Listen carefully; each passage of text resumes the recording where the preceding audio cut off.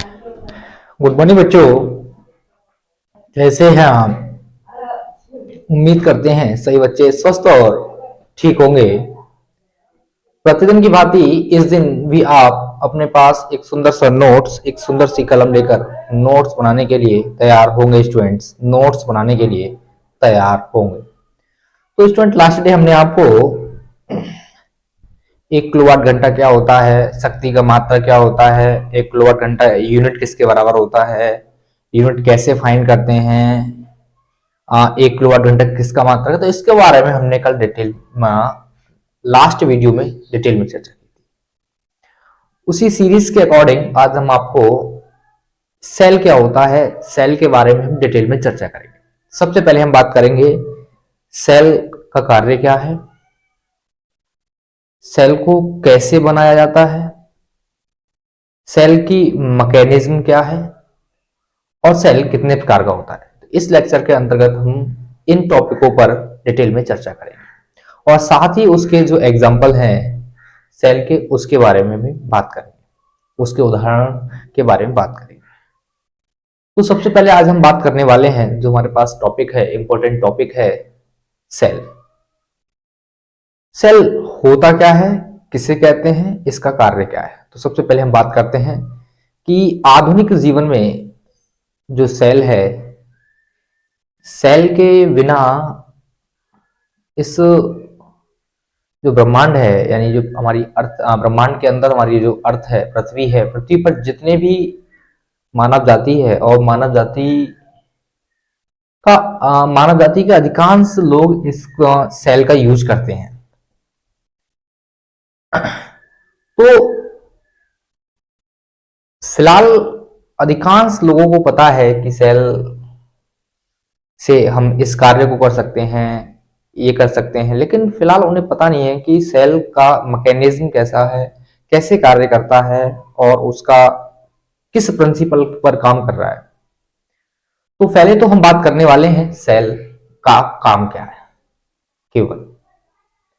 Student, cell क्या होता है? जो सेल है, सेल के अंदर जो इलेक्ट्रिकल एनर्जी है, इलेक्ट्रिकल एनर्जी क्या करता है, पूरे सर्किट को प्रोवाइड करता है सेल। यानी सेल का काम क्या है, जो पूरे परिपथ के लिए, जिस परिपथ में हमारे पास कोई भी रेजिस्टेंस है, कोई भी प्रतिरोध सही, चाहे वो पंखा हो, चाहे वो टीवी, कुछ भी हो, उसके लिए क्या करता है, ये इलेक्ट्रिकल एनर्जी यानी विद्युत ऊर्जा प्रोवाइड यानी प्रदान करता है। कौन? सेल।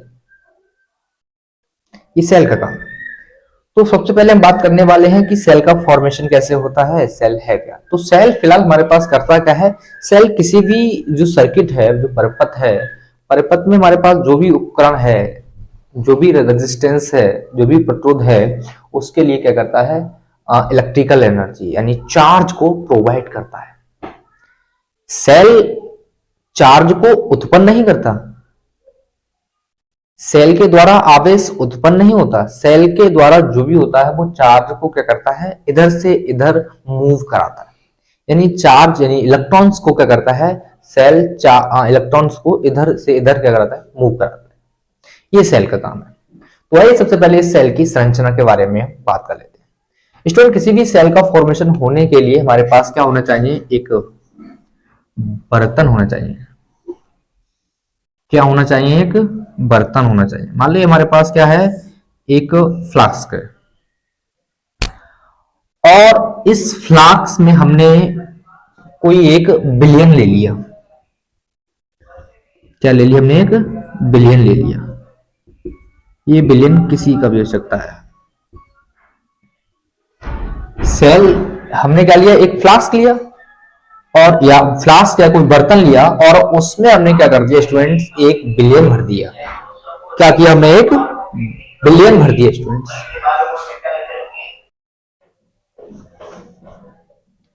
तो स्टूडेंट्स, जो हमने बर्तन लिया है, ये हमारे पास क्या है, कोई बर्तन है और बर्तन में हमने क्या लिया, एक बिलियन लिया।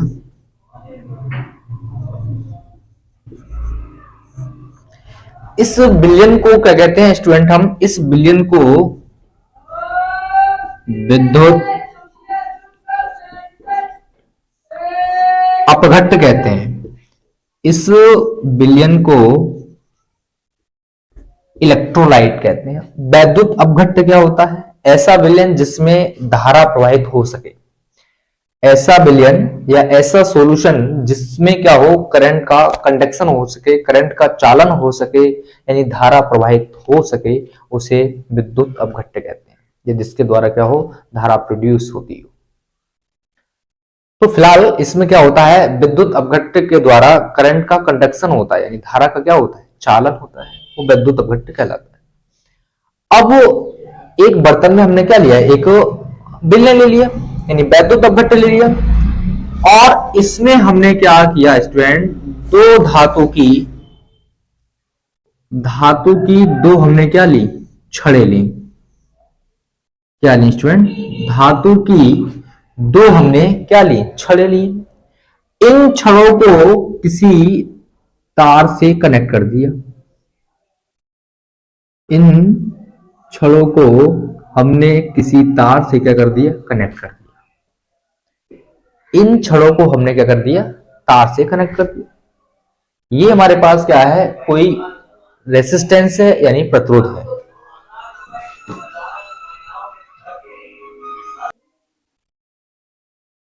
इन दो हमने प्लेट ली। इन प्लेटों को स्टूडेंट्स, इन प्लेटों को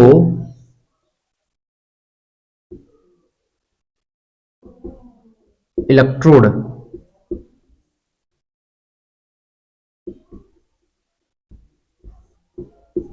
इन प्लेटों को इलेक्ट्रोड भी कहते हैं। हमने क्या लिया, एक हमने बर्तन लिया जिसमें एक धातु का विलयन रखा, जिसे विद्युत अपघट्ट का। विद्युत अपघट्ट क्या होता है, जिसमें करंट का कंडक्शन हो सके, यानी कि धारा का प्रवाहित हो सके, उसे विद्युत अपघट्ट कहते हैं। और इसमें हमने क्या किया स्टूडेंट, दो छड़े ली। इन दोनों छड़ों को हमने क्या कर दिया, विलयन में डुबो दिया। डुबो दिया तो हम क्या कहते हैं, इलेक्ट्रोड कहते हैं। और इन छड़ों को हमने क्या किया, किसी रेजिस्टेंस, जैसे कूलर, पंखा, टीवी आदि जो है इत्यादि से हमने क्या कर दिया, कनेक्ट कर दिया, जोड़ दिया हमने। सेल में हमारे पास क्या होगा, एक जो छड़ है, ये हमारे पास छड़ एक ये रही रॉड, एक रॉड हमारे पास ये है, दूसरी रॉड ये है। पहली छड़ पर हमारे पास क्या होगा, धनात्मक आवेश होगा, पॉजिटिव चार्ज होगा। तो दूसरी पे हमारे पास क्या होगा, नेगेटिव चार्ज होगा। पहली छड़ पर हमारे पास क्या होता है, जैसे हमारे पास जो भी कूलर, एसी, टीवी, कूलर, पंखा, मोटर जो भी होता है, उसके एक सिरे को हम पॉजिटिव सिरे से जोड़ते हैं और एक सिरे को हम नेगेटिव सिरे से जोड़ते हैं। जो पॉजिटिव सिरा है उसे हम एनोड कहते हैं, और जो नेगेटिव सिरा है उसे हम कैथोड कहते हैं। उसे हम क्या कहते हैं, एनोड कहते हैं पॉजिटिव सिरे को, जबकि नेगेटिव सिरे को हम कैथोड कहते हैं। एनोड पर आपने पढ़ा होगा केमिस्ट्री के अंतर्गत कि एनोड पर हमेशा क्या होता है, ऑक्सीकरण होता है, जबकि कैथोड पर क्या होता है, अपचयन होता है। अपचयन, अपचयन मतलब रिडक्शन, और इस पर मतलब ऑक्सीडेशन।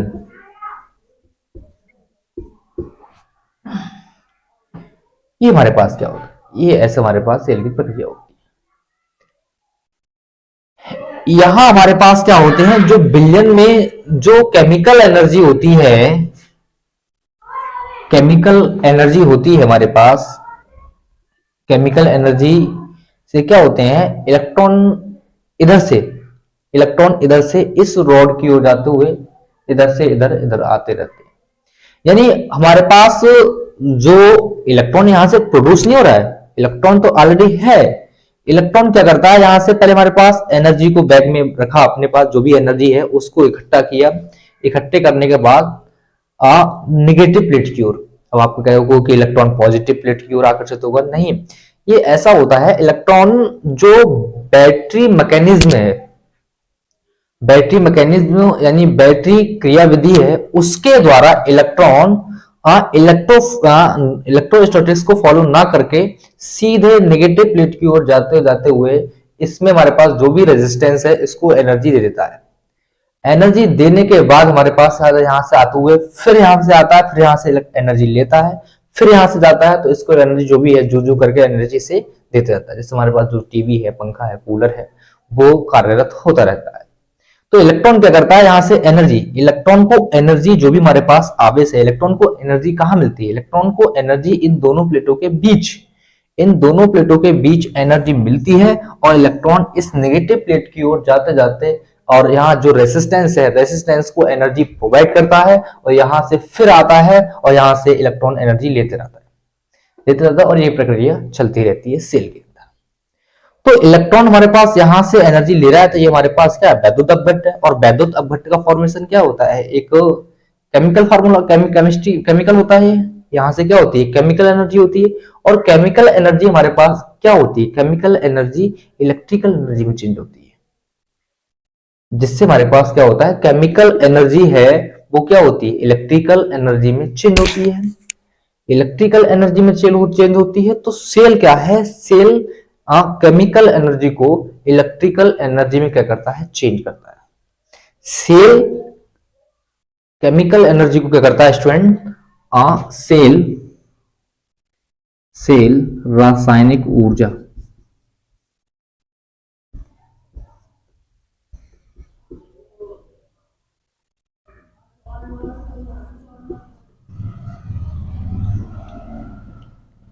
सेल रासायनिक ऊर्जा को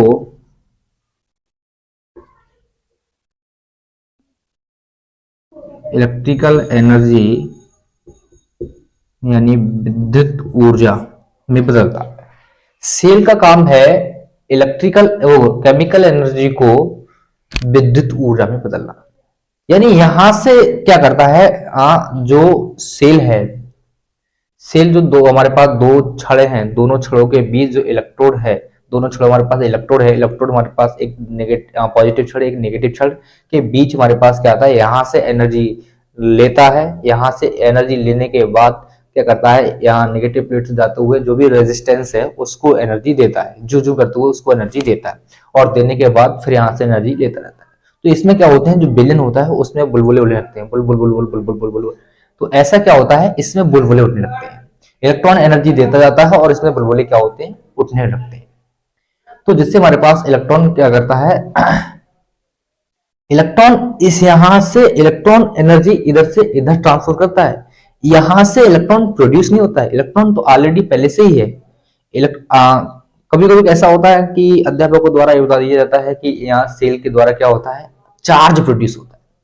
चार्ज प्रोड्यूस नहीं होता, चार्ज पूरे परिपथ में मूव करता है, पूरे परिपथ में। इस परिपथ में हमारे पास जो भी एलिमेंट है, इस परिपथ के जो भी अवयव हैं, बोल्ट हो, बल्ब हो, तार हो, फ्रिज हो, कूलर, जो भी हो, उसके लिए क्या करता है, इलेक्ट्रॉन यानी चार्ज क्या करता है, उसे एनर्जी प्रोवाइड करता है। और हमारे पास जो एनर्जी है, केमिकल एनर्जी, वो इलेक्ट्रिकल एनर्जी में कन्वर्ट हो जाती है। इसलिए सेल क्या होता है, रासायनिक ऊर्जा को विद्युत ऊर्जा में चेंज करता है। सेल क्या करता है, रासायनिक ऊर्जा को विद्युत ऊर्जा में। सेल में क्या होता है, आपने देखा एक बर्तन होता है जिसमें एक विद्युत अपघट्ट यानी विलयन होता है, जिसमें दो छड़ें होती हैं। उन छड़ों को क्या कर देते हैं, तार से जोड़ देते हैं। तो ये पूरी डिवाइस हमारे पास क्या कहलाती है, सेल कहलाती है। एक ऐसी डिवाइस जिसमें एक बर्तन और विद्युत अपघट्ट में क्या होती है, दो छड़ें डूबी होती है और उन छड़ों को क्या कर देते हैं, एक तार से कनेक्ट कर देते हैं, तार से जोड़ देते हैं। तो पूरी डिवाइस क्या कहलाती है, सेल कहलाती है। और सेल करता क्या है, रासायनिक ऊर्जा को विद्युत ऊर्जा में चेंज करता है। सेल रासायनिक ऊर्जा को विद्युत ऊर्जा में चेंज करता है। सेल में दो छड़ें होती हैं, एक कैथोड, एक एनोड, एक कैथोड। एनोड पे क्या होता है, ऑक्सीकरण होता है। कैथोड पे क्या होता है, अपचयन होता है, रिडक्शन होता है। तो ये प्रक्रिया क्या होती है, चलती रहती है। नोट्स करें स्टूडेंट्स, नोट्स करें।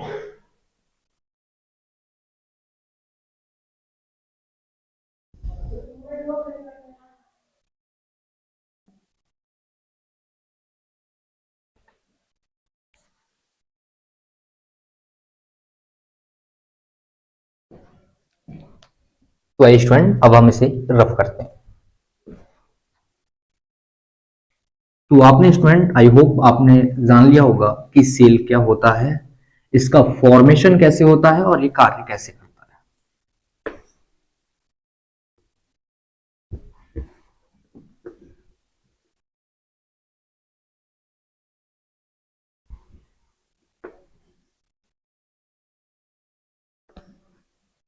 तो स्टूडेंट्स, अभी तक हमने ये जाना कि किसी भी सेल को बनाने के लिए एक बर्तन की आवश्यकता होती है और उस बर्तन में हम एक वैद्युत अपघट्ट डालते हैं और उस वैद्युत अपघट्ट में दो छड़ें डुबो देते हैं, एक छड़ ये और दूसरी छड़ ये, और इन छड़ों को किसी तार से क्या कर देते हैं, कनेक्ट कर देते हैं।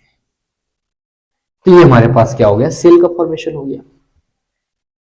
क्या हुआ, यहां एक हमारे पास एक सेल पर आता है पॉजिटिव और एक सेल पर हमारे पास आता है नेगेटिव। सेल के अंदर हमारे पास जो करंट होती है वो नेगेटिव से पॉजिटिव की ओर फ्लो होती है। सेल के अंदर जो करंट होती है वो नेगेटिव से पॉजिटिव की ओर फ्लो होती है। सेल के अंदर धारा, सेल के अंदर जो धारा होती है वो नेगेटिव से पॉजिटिव की ओर क्या होती है, फ्लो होती है, यानी इधर से इधर। और इलेक्ट्रॉन क्या होता है, आपको भी पता है कि इलेक्ट्रॉन क्या होते हैं, करंट के अपोजिट डायरेक्शन में। तो इलेक्ट्रॉन क्या इधर से इधर जाएगा। अगर सेल के अंदर जो धारा है वो नेगेटिव से पॉजिटिव की ओर है, नेगेटिव से पॉजिटिव की ओर, और सेल के बाहर धारा क्या होती है, पॉजिटिव से नेगेटिव की।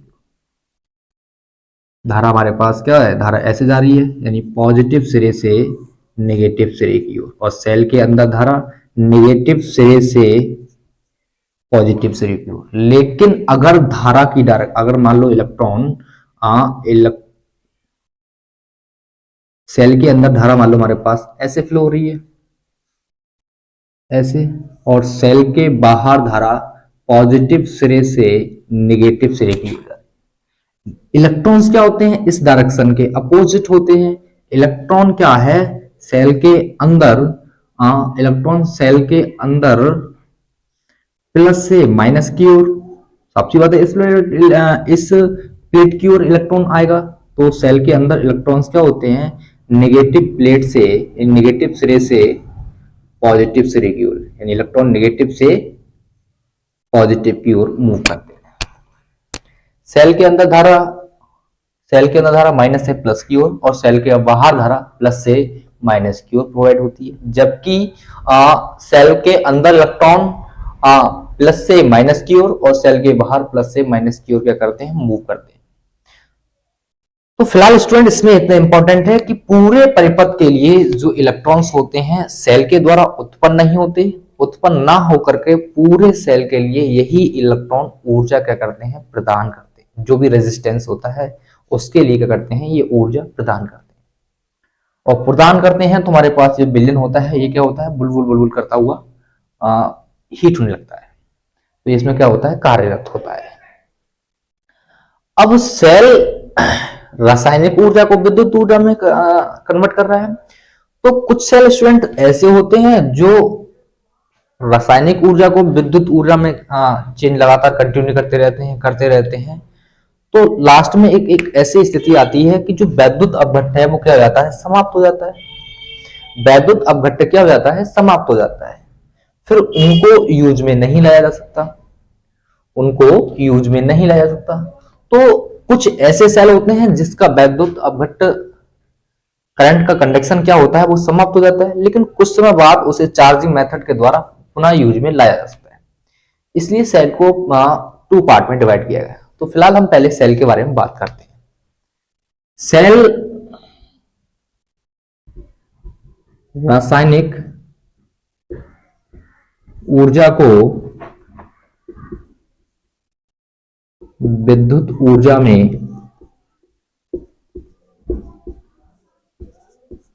बदलता है। सेल करता क्या है, रासायनिक ऊर्जा को विद्युत ऊर्जा में बदलता है। एक पॉइंट हुआ। दूसरा पॉइंट हमारे द्वारा कि सेल द्वारा आवेश उत्पन्न नहीं होता है। सेल द्वारा आवेश उत्पन्न नहीं होता है। सेल आवेश उत्पन्न नहीं करता। पूरे हमारे पास पूरे परिपथ के जो भी एलिमेंट हैं, जो भी अवयव है, उनके लिए क्या करता है? चार्ज। उनके लिए क्या करता है? सेल इलेक्ट्रिकल एनर्जी प्रोवाइड करता है। इलेक्ट्रिकल एनर्जी क्या करता है? प्रोवाइड करता है। तो कुछ सेल ऐसे हैं जिनके अंदर हमारे पास जो विद्युत अपघट्ट क्या होता है? समाप्त हो जाता है। कुछ सेल ऐसे हैं जिनके अंदर विद्युत अपघट्ट समाप्त नहीं होता, फिर भी डिस्चार्ज हो जाते हैं। तो इसी आधार पर सेल को दो पार्ट में डिवाइड किया गया है। सेल दो प्रकार के होते हैं। नंबर एक, प्राथमिक सेल। नंबर दो, द्वितीयक सेल।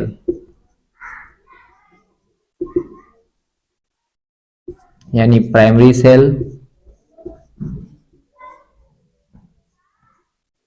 Secondary cell. अब प्राइमरी सेल क्या होता है, सेकेंडरी सेल क्या होता है, आइए इसके बारे में हम चर्चा करते हैं।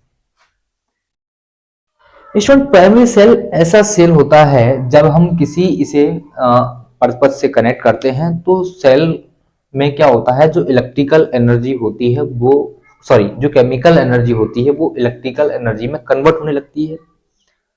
और ये प्रक्रिया कुछ समय तक चलती रहती है। Electrical energy change to convert वो chemical energy change to electrical energy, chemical energy change to electrical energy, यानी विद्युत ऊर्जा, रासायनिक ऊर्जा विद्युत ऊर्जा में चेंज होती रहती है। लगातार रासायनिक ऊर्जा विद्युत ऊर्जा में चेंज होती रहती है। तो एक क्षण ऐसा आता है कि इसके अंदर का जो वैद्युत अपघट्ट है, वैद्युत अपघट्ट क्या हो जाता है? धीरे धीरे घटने लगता है। तब भी हमारे पास रासायनिक ऊर्जा विद्युत ऊर्जा में चेंज होने लगती है। सेल की रासायनिक ऊर्जा विद्युत ऊर्जा में चेंज होने लगती है। तो एक समय ऐसा आता है कि हमारे पास जो वैद्युत अपघट्ट है वो क्या होता है? धीरे धीरे घटने लगता है। और अंततः एक स्थिति ऐसी आ जाती है कि वैद्युत अपघट्ट क्या हो जाता है? समाप्त हो जाता है। और वैद्युत अपघट्ट जब समाप्त हो जाता है तो सेल कैसा हो जाता है? डिस्चार्ज हो जाता है, निरावेशित हो जाता है। और इस प्रकार के सेल को क्या बोलते हैं स्टूडेंट? प्राथमिक सेल। प्राथमिक सेल उन्हें कहते हैं जिन्हें एक बार चार्ज करने के बाद पुनः चार्ज नहीं किया जा सकता, यानी उपयोग में नहीं लाया जा सकता, उन्हें प्राथमिक सेल कहते हैं। तो प्राथमिक सेल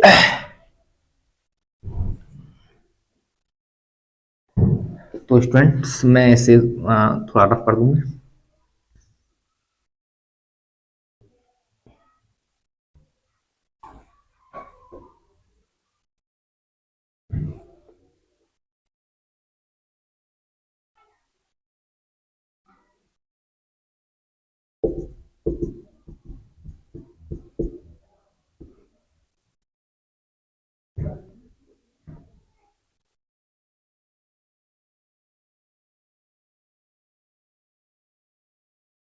तो प्राथमिक सेल हमारे पास क्या होते हैं? इलेक्ट्रॉन एनर्जी लेते जाता है, इलेक्ट्रॉन एनर्जी यहां से लेते जाता है। ये नेगेटिव प्लेट है, ये पॉजिटिव प्लेट है। तो इलेक्ट्रॉन इन दोनों इलेक्ट्रोड्स के बीच से क्या होता है? एनर्जी लेते जाता है। इलेक्ट्रॉन ने एनर्जी ली, चला गया, जो यूज करी फिर चला आया, हल्के हल्के चला आया। फिर यहां से एनर्जी ली, चला गया, फिर जो एनर्जी यूज करी फिर चला आया, हल्के हल्के चला आया। फिर एनर्जी ली यहां से चला और एनर्जी लेकर चलता गया, फिर जो करते हुए एनर्जी को इसने यहाँ पर समाप्त किया, फिर यहां से चला आया। तो ये प्रक्रिया चलती रहती है। ये प्रक्रिया चलती रहती है। तो प्राथमिक सेल के अंतर्गत क्या होता है? जो वैद्युत अपघट्ट की मात्रा होती है वो क्या होती है स्टूडेंट? धीरे धीरे घटने लगती है।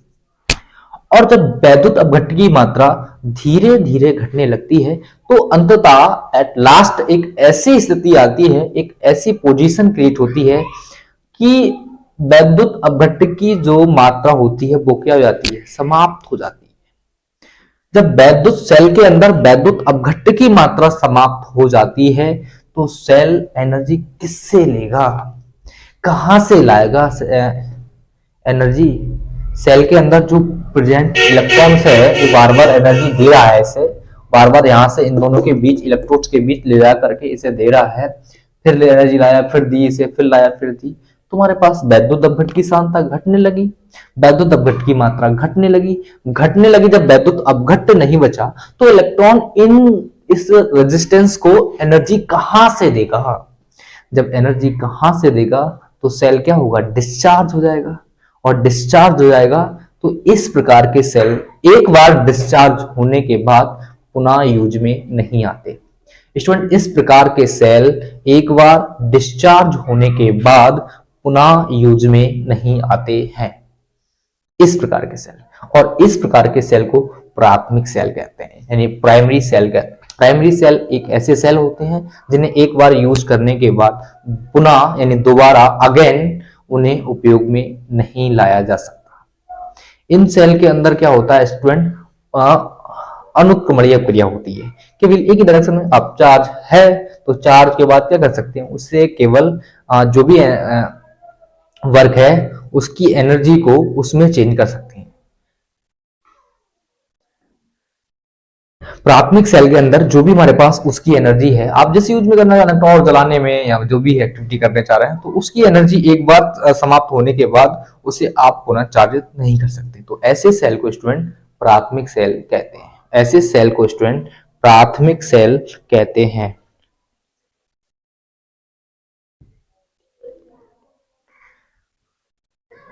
जैसे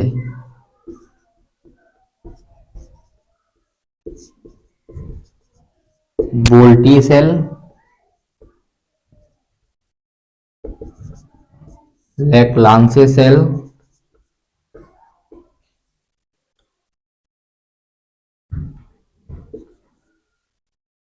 व डेनियल सेल। एक वोल्टी सेल, लेक्लांसे सेल व डेनियल सेल इत्यादि, ये सभी हमारे पास क्या है? प्राथमिक सेल। क्योंकि ये इस प्रकार के सेल हैं, इन्हें एक बार आपने यूज किया और यूज करने के बाद इन्हें आप पुनः उपयोग में नहीं ला सकते। तो ये सेल सभी कैसे हैं? प्राथमिक सेल। कैसे हैं? प्राथमिक सेल। और इन सेलों के अंदर अनुक्रमणीय अवक्रिया होती है। केवल एक ही डायरेक्शन में अवक्रिया होती है। बोले चार्ज, सीधे क्या होता है? चार्ज से डिस्चार्ज। यानी इस प्रकार के सेल को एक बार चार्ज हो गए, यानी चार्ज होते हैं, तो चार्ज के बाद सीधे कैसे होते हैं? डिस्चार्ज होते हैं। इसलिए इन्हें क्या बोलते हैं? अनुक्रमणीय सेल कहते हैं। इसलिए इन्हें अनुक्रमणीय सेल भी कहा जाता है। तो स्टूडेंट ये रहा हमारे पास प्राथमिक सेल। नोट्स करें स्टूडेंट, से नोट्स करें।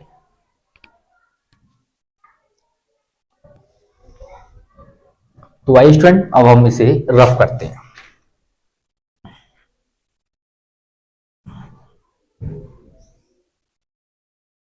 इसके बाद हमारे पास अगला टॉपिक है हमारा द्वितीयक cell, secondary cell. Secondary cell में क्या होता है स्टूडेंट्स? पहले हम सेकेंडरी सेल को किसी बाह्य स्रोत से आवेशित कर लेते हैं। सेकेंडरी सेल को किसी बाह्य स्रोत से एक्सटर्नल सोर्स से क्या कर लेते हैं? इसे हम चार्ज कर लेते हैं। जब हम द्वितीयक सेल को किसी बाह्य स्रोत से चार्ज कर लेते हैं, फिर उसे क्या कर देते हैं? उसे किसी जो रेजिस्टेंस है उससे कनेक्ट कर देते हैं। तो उसका भी हमारे पास क्या होता है? जो इलेक्ट्रिकल एनर्जी होती है, इलेक्ट्रिकल एनर्जी क्या होती है? नेगेटिव चार्ज हो जाती है, और इलेक्ट्रॉन इन दोनों प्लेटों के बीच इलेक्ट्रिकल एनर्जी को लेकर और जो रेजिस्टेंस है उसको दे देता है। जो करते हुए अपनी एनर्जी को इसे प्रदान कर देता है। उसके बाद चलता हुआ हल्के हल्के स्लोली चलता हुआ आता है, फिर इलेक्ट्रॉन यहाँ से एनर्जी लेता है, फिर जो चलता हुआ इससे दे देता है। तो ये प्रक्रिया चलती रहती है, और अंततः क्या होता है? इसकी जो केमिकल एनर्जी है वो समाप्त हो जाती है। तो इस सेल को दोबारा चार्ज करने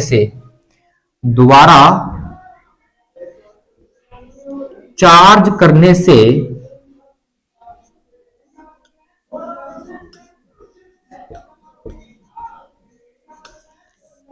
इस सेल को पहले इस सेल को एक बार चार्ज करने से पुनः चार्ज किया सकता है। पहले चार्ज से डिस्चार्ज हुआ, फिर डिस्चार्ज से चार्ज किया जा सकता है। इसलिए इन सेल को उत्क्रमणीय सेल भी कहा जाता है। क्यों? क्योंकि इस सेल में हमारे पास जो केमिकल एनर्जी क्या होती है, धीरे धीरे उसकी जो वैद्युत अपघट्ट की सांद्रता होती है क्या होती है, वो हल्के हल्के घटने लगती है। हल्के हल्के वैद्युत अपघट्ट की सांद्रता घटने लगती है तो उसमें क्या होता है, इन्हें अंततः लास्ट में एक ऐसा मोमेंट आता है कि वैद्युत अपघट्ट की सांद्रता इन सेलों के अंदर क्या होती है, कुछ मात्रा में बनी रहती है, लेकिन इलेक्ट्रॉन यहां से एनर्जी नहीं ले पाता। इलेक्ट्रॉन यहां से एनर्जी नहीं ले पाता और सेल के अंदर जो करंट का फ्लो है, करंट का जो कंडक्शन है, वो क्या हो जाता है, फ्लो होना बंद हो जाता है। जैसे ही इन सेल को हम किसी एक्सटर्नल सोर्स से, किसी बाह्य स्रोत से कनेक्ट करते हैं, यानी चार्ज करते हैं, तो सेल क्या हो जाता है, पुनः चार्ज हो जाता है। जैसे मोबाइल की बैटरी, उसे आप एक बार यूज करने के बाद बार बार चार्ज कर लेते हैं, तो उसमें हमारे पास क्या होता है, इसके अंदर जो अपघट्ट होता है, अपघट्ट की ऐसी क्वालिटी होती है कि वो उसके अंदर जो वैद्युत अपघट्ट की मात्रा होती है वो समाप्त नहीं होती, उसके अंदर बनी रहती है। सेल जैसे चार्ज हुआ उसके अंदर वैद्युत अपघट्ट की मात्रा पुनः बनी रहती है। तो इसलिए इन सेकेंडरी सेलों का जो वैद्युत अपघट्ट की मात्रा है वो समाप्त नहीं होती, इलेक्ट्रॉन एनर्जी ले जाता है और जो इसे देता जाता है। तो इन सेलों को आप एक बार यूज करने के बाद पुनः चार्ज कर सकते हैं, और पुनः चार्ज, तो इलेक्ट्रॉन हमारे पास सेल क्या है, चार्ज से डिस्चार्ज हो रहा है और डिस्चार्ज से क्या हो रहा है, चार्ज हो रहा है। सेल पहले चार्ज से डिस्चार्ज हुआ, यानी आवेशित से निरावेशित हुआ, और निरावेशित के बाद फिर आवेशित होने लगा। इसलिए इन सेलों को उत्क्रमणीय सेल भी कहा जाता है। इसलिए इन सेलों को चार्ज किया जा सकता है स्टूडेंट्स, क्योंकि इनके अंदर जो वैद्युत अपघट्ट है, वैद्युत अपघट्ट इलेक्ट्रोलाइट की जो प्रॉपर्टी है वो समाप्त नहीं होती, लेकिन प्राइमरी सेल के अंदर वैद्युत अपघट्ट की जो प्रॉपर्टी है वो नष्ट हो जाती है, और नष्ट होने के कारण इन प्राथमिक सेल को चार्ज नहीं किया जा सकता, जबकि सेकेंडरी सेल को इनके अंदर वैद्युत अपघट्ट की जो प्रॉपर्टी है वो नष्ट नहीं होती और इनको पुनः चार्ज करने से आवेशित किया जा सकता है। इन सेलों को पुनः चार्ज करने से आवेशित किया जा सकता है। इन सेलों की जो वैद्युत अपघट्ट की सांद्रता होती है वो कंसेशन होती है, वैद्युत इलेक्ट्रोलाइट होता है जो विद्युत अपघट्ट होता है, उसकी मात्रा क्या होती है, घटती चली जाती है। अंततः वैद्युत अपघट्ट की मात्रा इन प्राथमिक सेलों में समाप्त हो जाती है, इसलिए इन सेलों को चार्ज नहीं किया सकता। इन सेलों में वैद्युत अपघट्ट की मात्रा पूर्णतः समाप्त नहीं होती।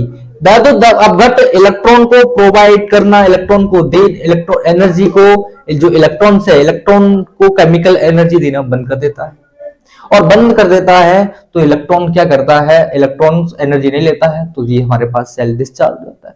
पूरा चार्ज करेंगे, इलेक्ट्रॉन क्या करेगा, यहां से एनर्जी लेना प्रारंभ कर देगा।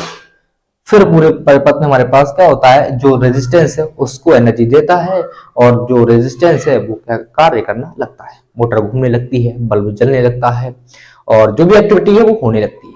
तो ये रहा स्टूडेंट हमारे पास सेल का क्या था, कैसे कहते हैं, बनाने का प्रकार, टाइप। तो द्वितीयक सेल भी हमारे पास स्टूडेंट्स विभिन्न, तो द्वितीयक सेल के भी हमारे पास क्या है स्टूडेंट, बहुत सारे एग्जाम्पल।